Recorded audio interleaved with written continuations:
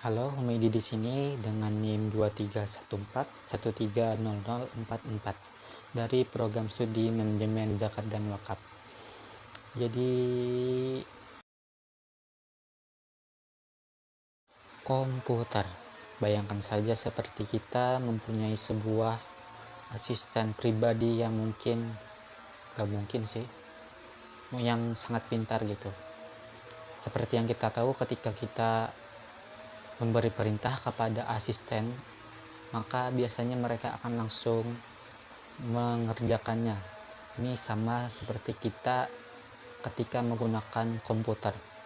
Ketika kita mengetik di keyboard atau mengklik mouse, itu sama seperti kita memberi perintah kepada komputer.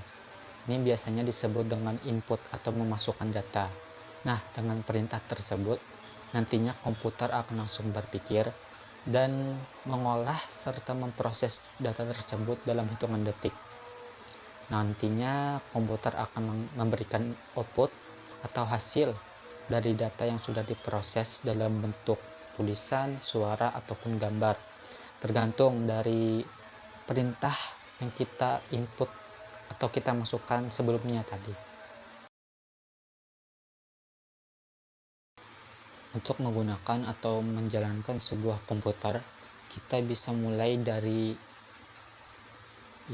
menyalakan komputer itu dengan cara menekan tombol power. Kemudian kita bisa mungkin disuruhnya login ke sistem dengan memasukkan password atau PIN. Kemudian ketika sudah masuk, kita bisa membuka aplikasi yang kita inginkan gitu. Entah membuka Microsoft Word, atau membuka Chrome, atau membuka YouTube, atau membuka game. Nah, ketika kita sudah selesai menggunakan komputer, kita bisa mematikannya dengan cara menekan tombol shutdown. Tidak afdol rasanya jika sering menggunakan komputer tapi tidak tahu gitu bagaimana cara komputer bekerja. Ibaratnya manusia, komputer juga memiliki bagian atau komponen fisik yang penting, yang mana mereka saling bekerja sama untuk menerima, memproses, menampilkan data, dan menyimpan informasi. Di antaranya tuh ada CPU sebagai inti atau otak dari komputer itu sendiri, yang mana fungsinya untuk menjalankan perintah yang kita masukkan sebelumnya. Yang kemudian ada monitor sebagai wajah yang menampilkan visual dari hasil.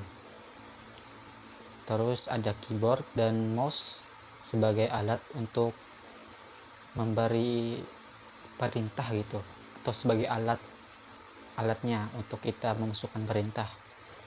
Kemudian ada RAM untuk sebagai penyimpanan sementara ketika kita menjalankan komputer.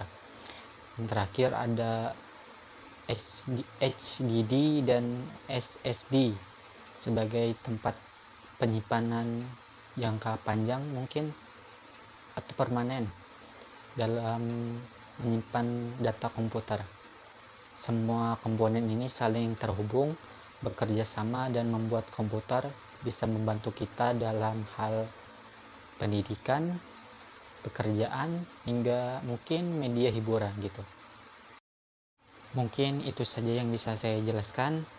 Jika ada yang salah atau keliru, mohon diluruskan. Terima kasih.